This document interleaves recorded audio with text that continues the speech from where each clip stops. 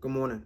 My name is Marcel Polk, and I am a junior recreation administration major with a concentration in sports management and a minor in sports coaching at North Carolina Central University.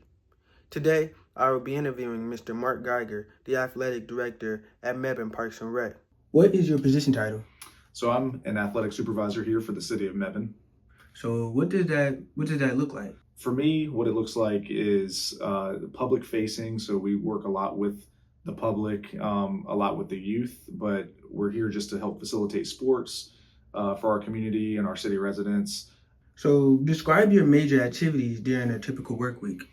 Yeah, so the biggest piece is scheduling for us, making sure that our teams and our players they have availability and open fields when they come out to practice or play. Another big piece is communication. So typically during the work week, that's what you'll see us doing here in the office is the scheduling and communicating with our patrons and our program participants. So which days are your most busiest? I would say really Monday through Thursday. Monday through Thursday is our heaviest days of the week. We have a lot of activities going on. We're making sure that our field space is being utilized and our court space is also being utilized. That's when people are expecting to play, and that's when we're out there providing those opportunities. Gotcha. Okay. So, what skills, abilities, and personal qualities do you find most important in your work? Yeah, I think it's important for anybody in athletics to be able to communicate. That's going to be your biggest hurdle if you're a poor communicator or you don't do well with the public or talking to people. That can cause a lot of challenges in this line of work, and then also the ability to empathize. I mean, as we're watching sport or playing a sport, there's a lot of times where you feel like maybe you've been slighted or something was unfair. It's important for somebody in this role to be able to step back from that and understand, okay, was something being executed correctly or appropriately? Does this person have a legitimate complaint, or are they upset for a legitimate reason? What lens are they looking through? Are they looking through a bias lens? It's important for us to be able to separate and understand really what we're looking at when it comes to that conflict resolution, like I mentioned before. How did you enter this field? Yeah, so when I was younger, I loved sport. Basketball was what I played in high school, and played a little bit of baseball, a little bit of tackle football, dabbled in soccer. I would say soccer over the last 8 years of my career has been what I've handled the most of. What I would say is that kind of jump started me though, playing sports when I was a kid. So I knew I wanted to be involved with that when I was younger. And that kind of developed into, once my playing career ended, it translated into coaching. And from coaching, I was like, but I knew that I loved working with the kids and I wanted to make that a career for myself. So what did that look like moving forward? Found a sport management degree at NC State. So they had a great program. Okay, so while you were discussing that, you briefly talked on the next talking point, but I just wanted to know what preparation did you have? More so activities and experiences. Yeah. So, prior to college, coached at various travel ball levels and coached at high schools. So I coached at Northern Guilford and High Point Central. Did that while I was in college. Worked at the YMCA. Post college, was able to become a sport director there, which was awesome. Really just familiarize yourself with as much as you can, and then the different way things are run.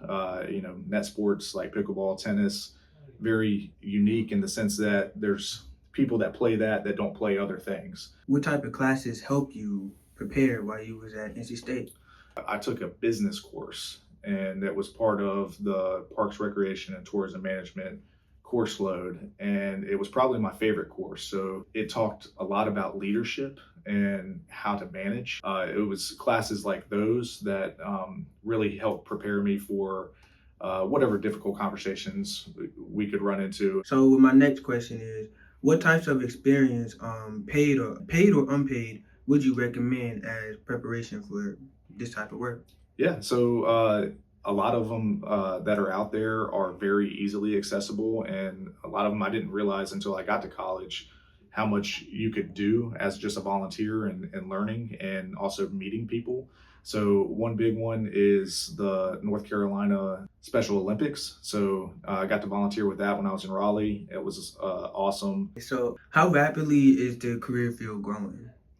I think that municipal recreation may not be growing quite as fast. People are playing sport, at a higher level than, and they're thinking about it not so much in a recreation setting anymore. They're thinking of it as travel. So I don't know if necessarily there's a lot of growth in the municipal setting, but I would say that there's a lot of opportunity there, and there's a lot of opportunity for change.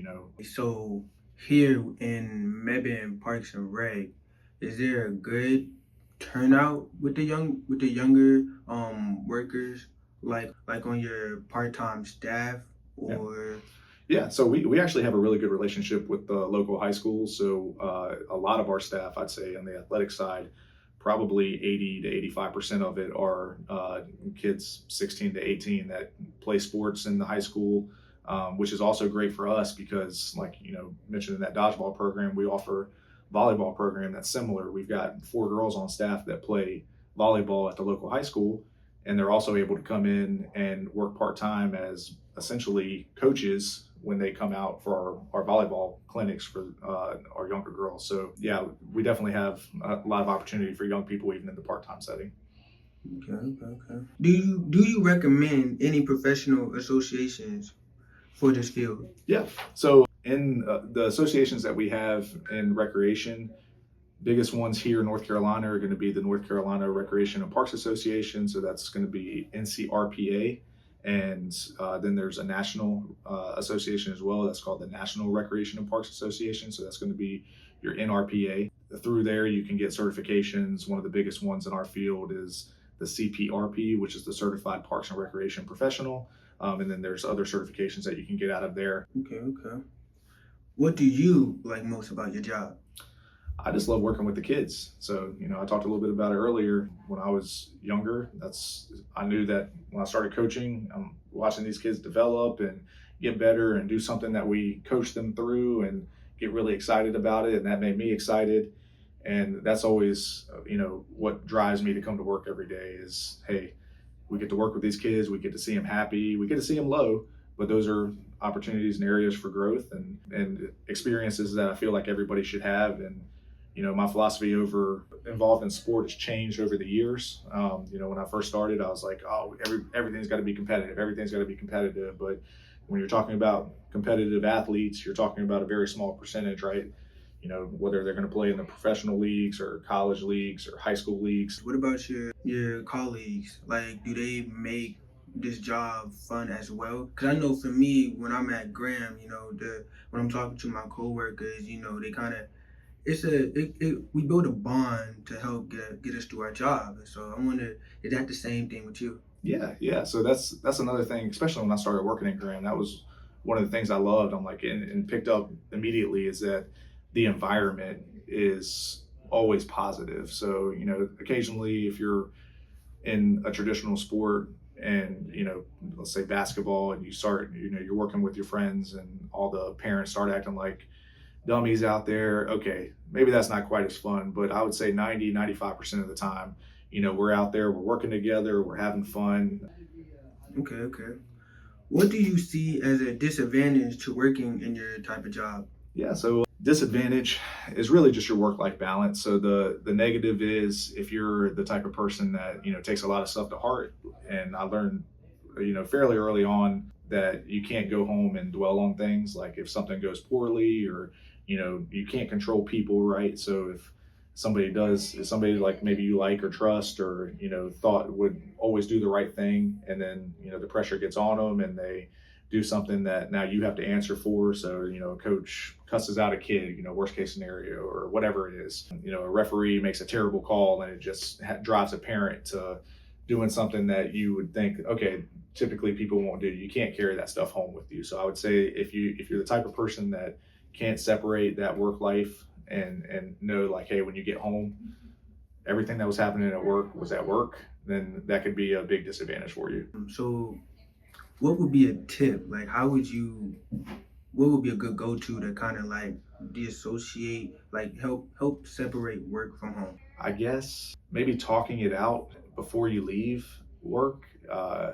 For us, I guess it is a little challenging because our stuff will happen at night, and we're out there, and really it's just about stepping in front of it. Like, if the more you can get in front of something, the better you're going to feel about it. Like, the worst feeling is waking up or about to go to bed and you see an email. So that's a good tip. Don't look at your email before you go to bed, but because there's nothing that you can change in the middle of the night that can't wait till the morning. If you're there and you're present for your programs, a lot of times you can get out in front of things, and and then you're getting the public on your side because they see you and they see you care. Just like we talked earlier, they're going to have that trust for you. So I would say, if you're not there, don't look at your phone unless it's an absolute emergency, especially if you're on call or whatever, 6 to 9. Okay. But try to be there and be present as much as possible.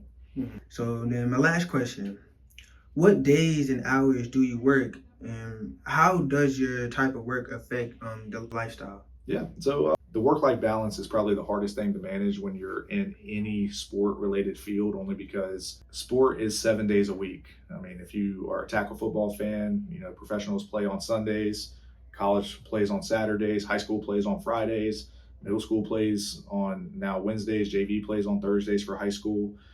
Our league for rec play on Monday and Tuesdays. That's 7 days a week of football. If you love it, you love it, and you're going to be in it. But also understand that it's a 7 day a week job too. So if you're involved in sport doesn't sleep. It's always there. If you love it, you're going to love it. And but understand that it's the work-life balance can be difficult to navigate. Okay, interesting. Okay, that's all my questions that I have for you. Thank you. Yeah.